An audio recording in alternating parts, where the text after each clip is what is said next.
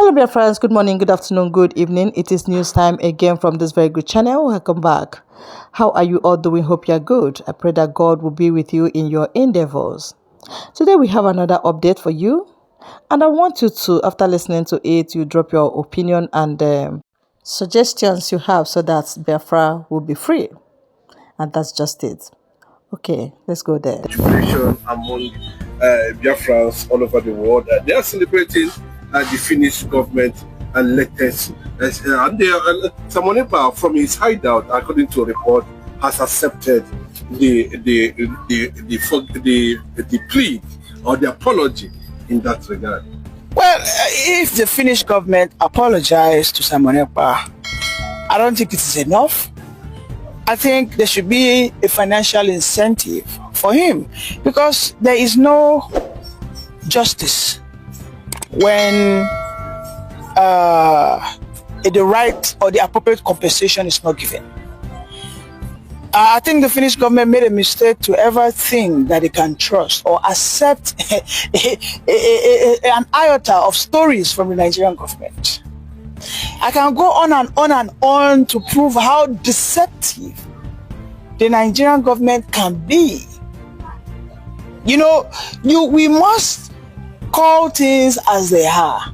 I might be living in Nigeria, but I know that there was a time they told us that this is what they are doing, and we found out that it was the opposite. And then these lies has now quadrupled under this administration of the APC, unfortunately. So you see, Finnish government, yes, Ekpa has forgiven you, but I urge you to do the same.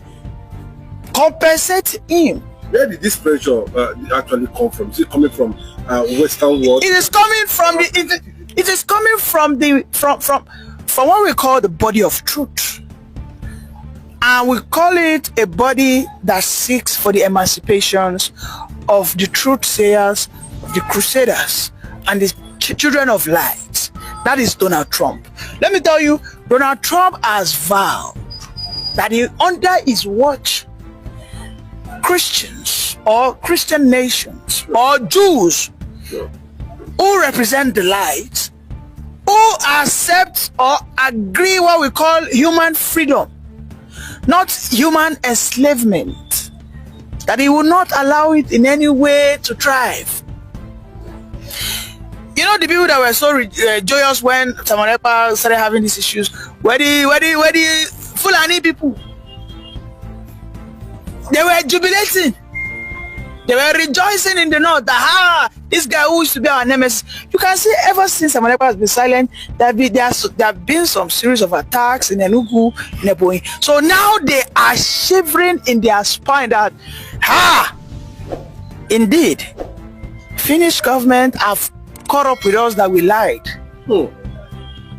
And this man who is a thorn in our flesh will come back. All of a sudden, you will see that in a couple of days, those Fulani people will be pushed back into their shells. Because they say that it is only a lion that faces his battle without a show of fear. And these are the people who represent the Igbos, or the Biafrans, shall I say. The Ekpa, this is the likes of the Mazinam, the Kanu. I mean, look at what is going on everywhere now. Look at what happened in Edo State. There is a prophecy that was said by Mazinam the Kanu as at 2018 or thereabout, or 2019, 2020, where he said that this issue, this conundrum, is not just about ethnicity. It is simply about conquest. And he labeled it correctly that it is a Fulani conquest. Otherwise, why will a governor who has always had his people killed for a period of 1 year, 2 years by these same Fulani marauders? So now, because his own people who feel that they have been abandoned and decided to take justice into their hands, and they call it good justice. Okay, when the government fails, what do you think is going to thrive? Anarchy will thrive. If the government was up and doing, there wouldn't be anything called jungle justice. If the government of Nigeria. Yeah, good morning, Mr. Christian. Simon Ekpa get people that are lobbying for Biafra, and it is a plus. The way Simon Ekpa is going international, and it seems he's making this agitation a serious international issue by employing international lobbyists to make sure that Biafra is recognized at the world stage. Let's get a reaction. Now, thank you for that wonderful question, the anchor of this good platform. First and foremost, I want to say, Simon Ekpa has come out to say, or has outlined countless times, that he said that the Nigerian government cannot win Biafra with a barrel of gun for the second time. Now when he said that, see, Nigerian government cannot win Biafra with a barrel of gun, it means that nobody needs to die for them to exit Nigeria. Now, Ojukwu fought Biafra in a different dimension. Now, Mazen Kanu did it via his own dimension. So Ekpa is taking it globally. And now, we've seen world body recognize Biafra. We've seen the UN and then some other global body have come out to endorse the Biafra struggle. So kudos to him, it is a plus. Some persons have come out to say that Simon Ekpa should be discredited, the likes of Ohanes Edigbo and that of the Southeastern governors. But my question is that you said Simon Ekpa should not be taken serious. Then who should be taken serious? The government who is not willing to protect our people? Is it the people who have refused to speak up when the Igbo man has been marginalized in the country? Is it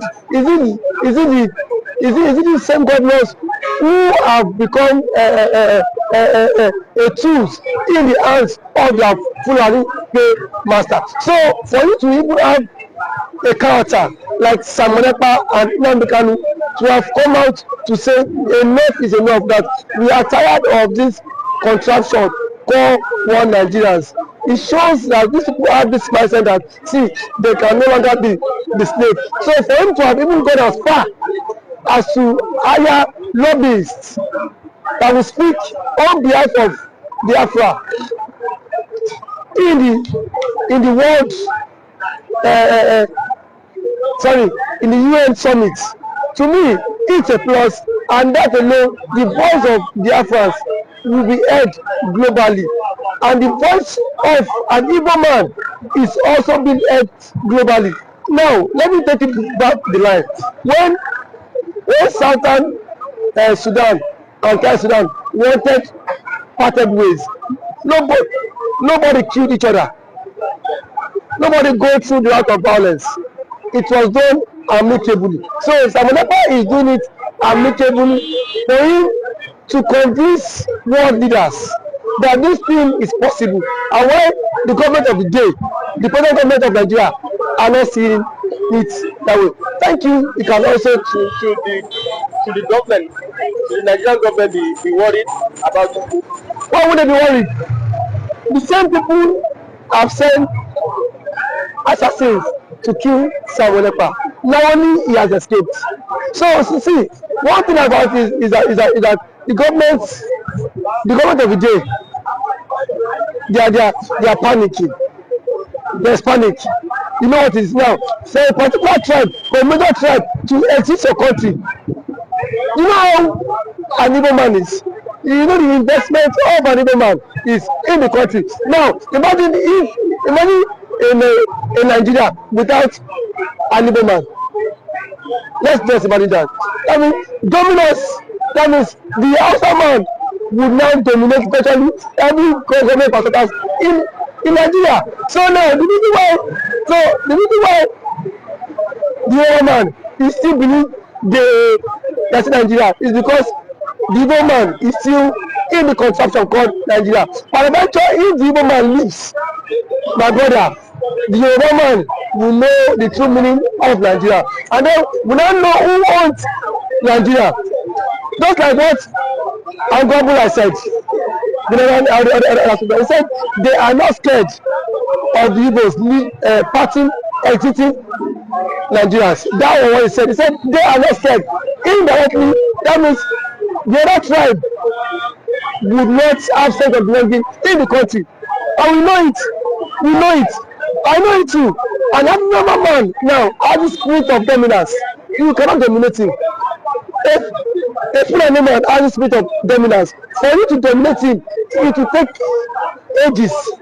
In terms of population, you cannot dominate them. So one thing is that Ekpa have foreseen this whole thing. That was why he championed this Biafra struggle. And now, gradually, it is now becoming a reality in this contraction called Nigeria. Now, there are some Igbo men are even tired of the system called Nigeria. Just because they feel their brother is still in president. Now, my brother, I can bet you, come 2027, the Yorubas will be championing the Republic more than the Igbo man. I can bet you that. That I am very certain of. Yes, we will championing because it is certain when their president, when their brother is being kicked away from the presidency, already there is a plot, and which he himself cannot escape. The president himself knows that there is a plot, and then the big shots in the north are forming alliance. You know it. RFI, a powerful influence in the north, is not in the league. Sorry, is not in good terms with the president. And now nobody can take that factor. What RFI did, or else it made President Tinubu emerge as the president via his own influence. And then we have also the likes of Angulai, which is the chairman of the Northern Order Forum. He said post-election that the Northern Order Forum supported Tinubu, but come 2027, Tinubu will not get their support.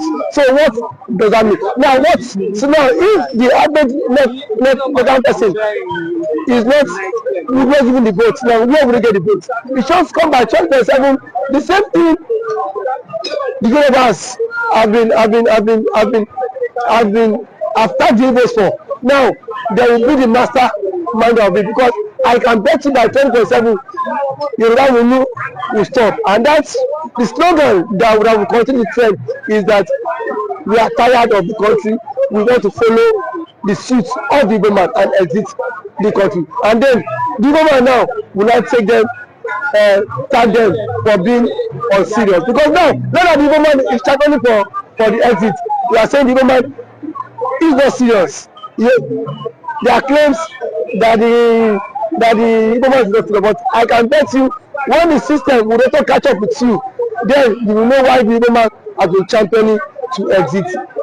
Thank you for always coming.